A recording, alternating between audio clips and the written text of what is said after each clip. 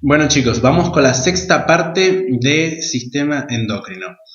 En esta clase vamos a hablar sobre páncreas endocrino y su producción de insulina y glucagón, y también vamos a hablar un poco de la glándula pineal y su producción de melatonina. El páncreas es un órgano que se encuentra en la cavidad abdominal en íntima relación con el aparato digestivo. ¿Sí? Como van a estudiar luego en anatomía, van a ver que tiene una cabeza, un cuerpo y una cola. Lo importante de esto es recordar lo que yo les dije en una de las primeras clases, que el páncreas sí es una glándula mixta. ¿Qué significa eso? Que se compone de una parte endócrina y una parte exócrina. A lo que a nosotros nos compete hoy es hablar sobre páncreas endocrino, que es el encargado de sintetizar insulina, glucagón y somatostatina, que va a verter su contenido de estas hormonas, ¿no?, hacia la circulación sanguínea. Por eso es endocrino y cumple funciones hormonales a distancia. En cambio, el páncreas endocrino, que produce la síntesis de distintas sustancias y enzimas hidrolíticas que se van a volcar, ¿ven?, hacia la cavidad intestinal, hacia el duodeno específicamente, actuando en el proceso de digestión. Este contenido, al ser vertido en una cavidad y no al torrente sanguíneo, forma parte del páncreas exócrino.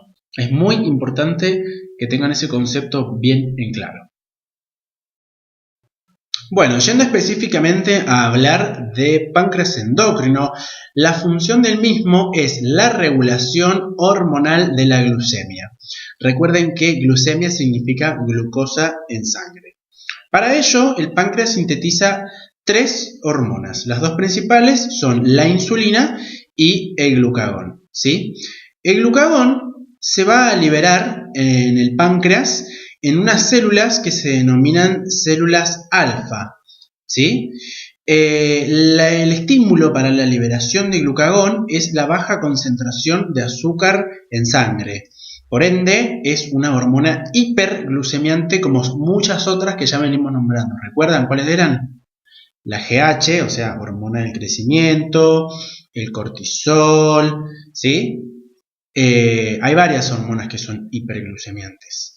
Entonces, cuando el páncreas sensa que los niveles de glucemia son bajos, se estimula la liberación de glucagón, que el mismo va a llegar hacia el hígado y promueve la degradación de glucógeno a glucosa.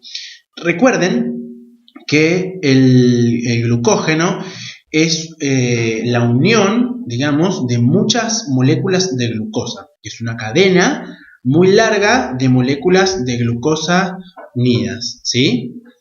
Que se ubica principalmente en el hígado, pero también en el músculo en forma de reserva.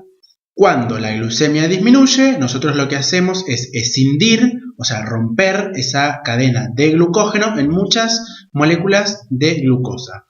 Esa función la cumple el glucagón, escindir el glucógeno a glucosa para que los niveles de glucemia vuelvan a la normalidad. Por ende, aumentan los niveles de glucosa en sangre. Por ende, repitiendo, es hiperglucemiante. Por el contrario, la insulina se libera cuando la concentración de glucosa es alta en sangre, ¿sí?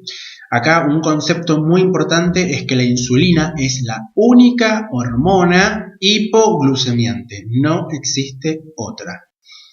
La función de la insulina es promover la formación de glucógeno a partir de glucosa. Es todo lo contrario a lo que hace el glucagón.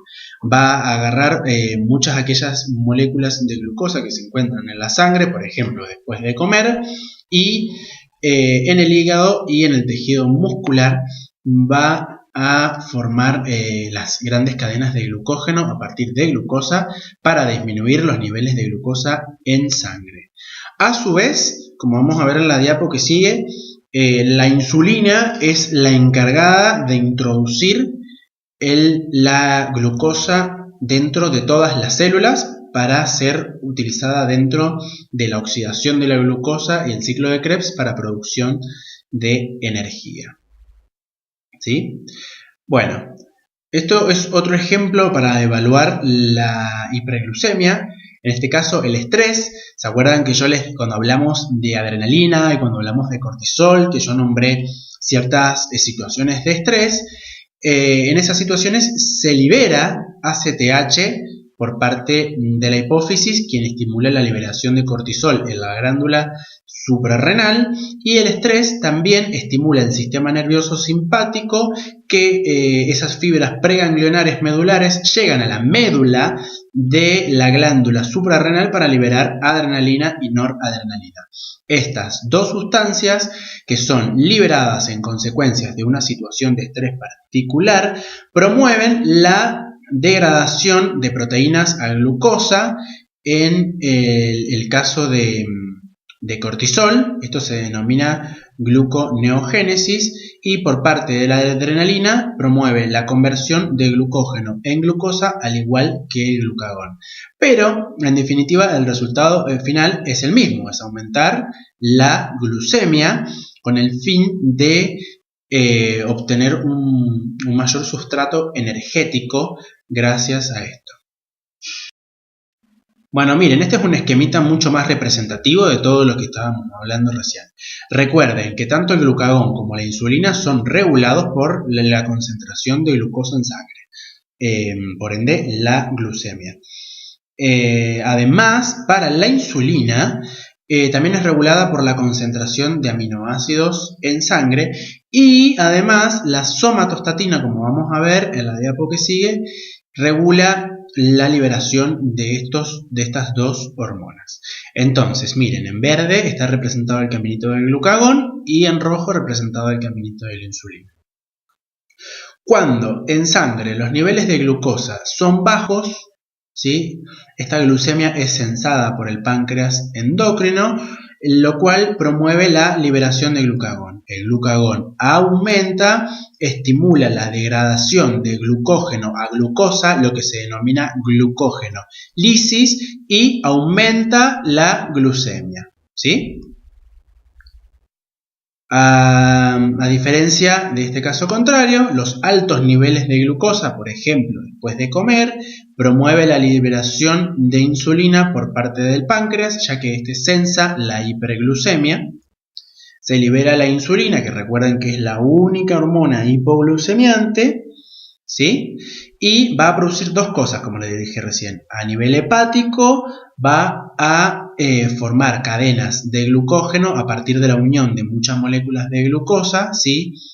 Y además estimula el transporte de glucosa al interior de la célula, la cual entra al ciclo de oxidación de la glucosa, ciclo de Krebs y respiración celular. ¿Recuerdan? Gracias a estas dos cascadas, la glucemia disminuye. Además, es importante saber que tanto el glucagón como la insulina son polipéptidos. Y por último, la somatostatina, que es otra hormona producida en el páncreas.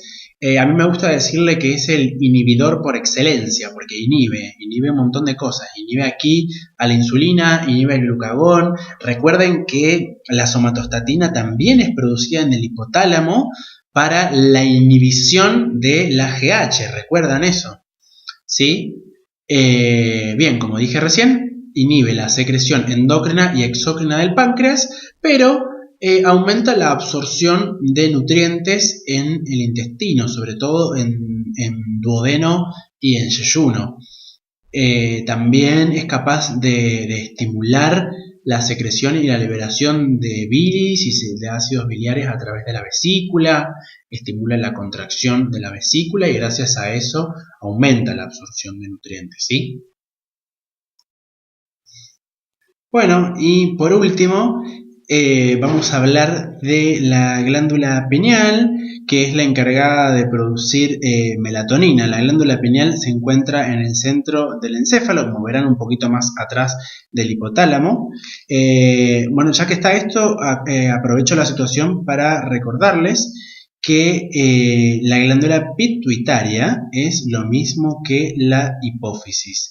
Eso es importante que lo sepan.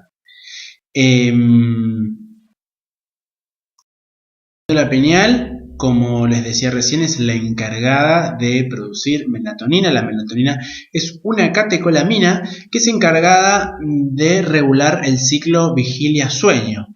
Tiene un ritmo circadiano con respecto a su producción y sus valores máximos se encuentran durante la noche.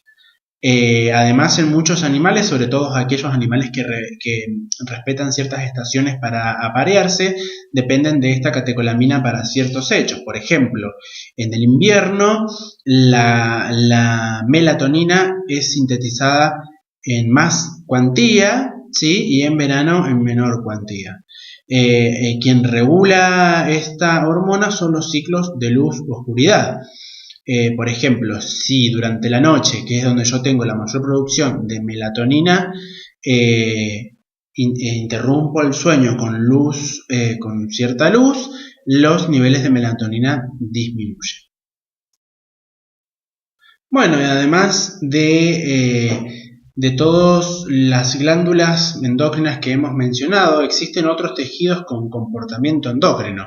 No significa que sean glándulas, porque no lo son órganos que tienen su propia función formando parte de otros sistemas, pero tienen células que tienen un comportamiento endocrino con liberación, digamos, de hormonas. Por ejemplo, el corazón produce factor natriurético auricular que se sintetiza en las aurículas cuando se sensa un aumento de la presión arterial. Fíjense que el nombre les dice lo que produce, natriurético, produce natriuresis. Natriuresis es la eliminación de sodio por orina. Si nosotros eliminamos sodio por orina, recuerden que el sodio arrastra agua, por ende disminuimos la volemia y de esa manera se disminuye la presión arterial. El estómago tiene células que sintetizan gastrina. La gastrina es una sustancia que aumenta la motilidad estomacal y la secreción ácida. El riñón tiene células endócrinas, una que produce renina y angiotensina, que forma parte del sistema renina-angiotensina-aldosterona, cuya función es producir vasoconstricción, por ende aumenta la presión arterial y estimula la síntesis de aldosterona, como se los dije previamente. Además, el riñón también sintetiza eritropoyetina, que es una hormona que viaja hacia la médula ósea y estimula la síntesis de glóbulos rojos. El principal estímulo para la liberación de eritropoyetina es la hipoxia, que significa los niveles de oxígeno bajos. En el duodeno se sintetizan otras hormonas como la secretina, que produce secreción pancreática, la colecistoquinina, por ejemplo, que produce la liberación de ácidos biliares, el péptido inhibidor gástrico que inhibe la gastrina, el hígado, recuerden que produce somatomedinas, las somatomedinas como el factor de crecimiento insulínico que es estimulado por la GH, ¿sí? Recuerden que es un factor de crecimiento, eso es re importante. Y la timosina, que es liberada por el timo. El timo es un órgano linfoide que se encuentra en los niños y adolescentes. Luego de la adolescencia involuciona. La función de esta hormona es estimular el sistema inmunológico. Bueno, este es otro ejemplo de hormonas de acción local que se denominan las prostaglandinas. Las prostaglandinas después van a estudiarlo a mayor profundidad en la carrera, pero son unas sustancias sumamente importantes que producen un montón de funciones que pueden tener acción autócrina o parácrina. Son ácidos grasos. Estos ácidos grasos derivan de fosfolípidos de las membranas plasmáticas de todas las células. Se produce una cascada donde el fosfolípido de membrana se degrada y al fin de esa cascada se transforman en prostaglandinas. Se producen en casi todos los órganos porque, como les dije, se provienen de la membrana plasmática, son muy potentes y cumplen múltiples funciones. Estos son algunos ejemplos. Miren, la contracción muscular para propulsar semen y contracciones uterinas partales, por ejemplo, la agregación plaquetaria, esto es cuando hay que producir hemostasis. La regulación de la temperatura a nivel hipotalámico, por ejemplo, las prostaglandinas son quienes producen fiebre, por ejemplo, en un proceso infeccioso. De hecho, cuando nosotros tomamos una aspirina o un ibuprofeno, por ejemplo, dicho medicamento disminuye la producción de prostaglandinas y gracias a eso disminuye la temperatura. También actúan, bueno, en otros procesos inflamatorios. Bueno, chicos, hasta aquí llega la clase de endocrino. Espero que les haya servido. Nos vemos en la clase presencial del martes, ¿sí? Además, va a haber otro video donde explico el mecanismo de acción de las hormonas según la presencia de distintos receptores. Les recomiendo que lo vean para comprender cuál es el mecanismo de acción de las hormonas a nivel celular.